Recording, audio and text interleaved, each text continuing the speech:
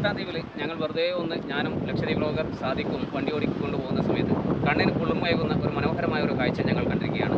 എന്തെന്ന് വെച്ചാൽ കിളുത്താൻ്റെ ബീച്ചിൽ നിന്നും പ്ലാസ്റ്റിക് പെറുക്കി വൃത്തിയാക്കുന്ന ഒരു പറ്റം യുവാക്കൾ. അപ്പോൾ അവരോട് അവരുടെ കൂടുതൽ കാര്യങ്ങൾ നമുക്ക് അവരിൽ നിന്നും തന്നെ കൂടുതൽ അറിയേണ്ടത്. ഹായ്, ഓക്കെ, എന്തൊക്കെയുണ്ട്? ഓക്കെ, നിങ്ങളിപ്പോൾ ഒരു പറ്റം ചെറുപ്പക്കാരെ ഇങ്ങനെ പ്ലാസ്റ്റിക് ഒക്കെ എടുത്ത് ബീച്ച് ക്ലീൻ ചെയ്യുന്നത് ഞങ്ങൾ കണ്ടിട്ടുണ്ട്. അപ്പോൾ നിങ്ങൾ എന്തെങ്കിലും ഓർഗനൈസേഷൻ്റെ എന്തെങ്കിലും ഭാഗമാണോ അത്? ഇത് നമ്മൾ ആക്ച്വലി തണലെന്ന് പറയുന്ന ഒരു വാട്സപ്പ് ഗ്രൂപ്പിൻ്റെ മെമ്പേഴ്സാണ് ഈ ഉള്ള എല്ലാവരും. അപ്പോൾ നമ്മളെല്ലാവരും കമ്പൈൻ ചെയ്തിട്ടുള്ളൊരു ക്ലീനിങ് പ്രോഗ്രാമായിരുന്നു. ഈ തണലെന്ന് പറയുന്ന ഒരു വാട്സപ്പ് ഗ്രൂപ്പ് ക്രിയേറ്റ് ചെയ്തിട്ട് അതിന് തളിരെന്ന് പറയുന്ന വാട്സപ്പ് ഗ്രൂപ്പിൻ്റെ ഭാഗമായിട്ടാണ് നമ്മൾ ഒരു ക്ലീനിങ് പ്രോഗ്രാം.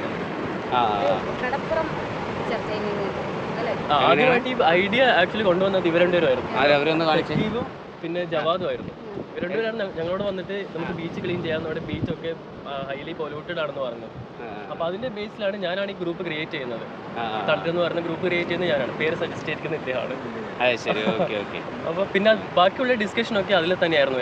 എങ്ങനെ ക്ലീൻ ചെയ്യണം, എത്ര ദിവസം ക്ലീൻ ചെയ്യണം, എത്ര കിലോമീറ്റർ വെച്ച് ക്ലീൻ ചെയ്യണം, അതിൻ്റെയൊക്കെ ബേസിലാണ് നമ്മൾ ഈ പരിപാടി തുടങ്ങിയിരിക്കുന്നത്. ഇപ്പോൾ ഇന്ന് 2ാമത്തെ ദിവസമാണ്.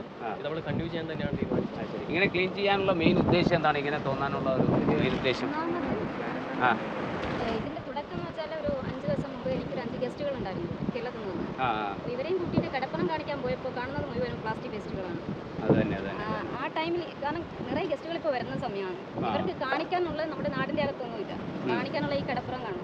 അപ്പോൾ ആ സമയത്ത് ഇത്രയും വൃത്തികേട് കാണുമ്പോൾ നമുക്ക് തന്നെയാണ് നടക്കേണ്ടത്. അത്തരം ചർച്ചയിൽ നിന്നൊക്കെ അല്ലേ ഒരു രാത്രി ഈ ഗസ്റ്റുകളെ മറ്റേ കവരത്തിയിലേക്ക് അയച്ചിട്ട് അന്ന് രാത്രി ഞങ്ങൾ 3 പേരും കടപ്പുറത്തിരിക്കുമ്പോഴാണ് ഇത് പെട്ടെന്ന് തന്നെ ഇതിന് എന്തെങ്കിലും ഒരു പരിഹാരം വേണമെന്ന് ആലോചിച്ചിരുന്നു.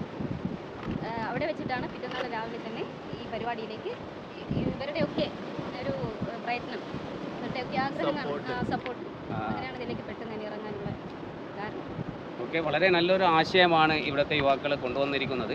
ശരിക്കും പറഞ്ഞാൽ ഈ ദ്വീപ് ബീച്ച് ഇത്രയും മലിനമാകുന്നത്, ഇത്രയും പ്ലാസ്റ്റിക്കുകൾ മലിനമാകുന്നത് മൊത്തം ദ്വീപിലെ ജനങ്ങൾ മാത്രം കൊണ്ടുവന്ന് നിക്ഷേപിക്കുന്നത് മാത്രമല്ല, ഫോറിൻ കപ്പൽ ചാൽ ഇതിലൂടെ പോകുന്നുണ്ട്. അപ്പോൾ കപ്പലിൽ നിന്നും ഇടുന്ന വേസ്റ്റുകളും ഒരുപാട് നമ്മളെന്ത് ഈ കരയിലേക്ക് ഇങ്ങോട്ട് അടിഞ്ഞ് കയറൽ ധാരാളമുണ്ട്.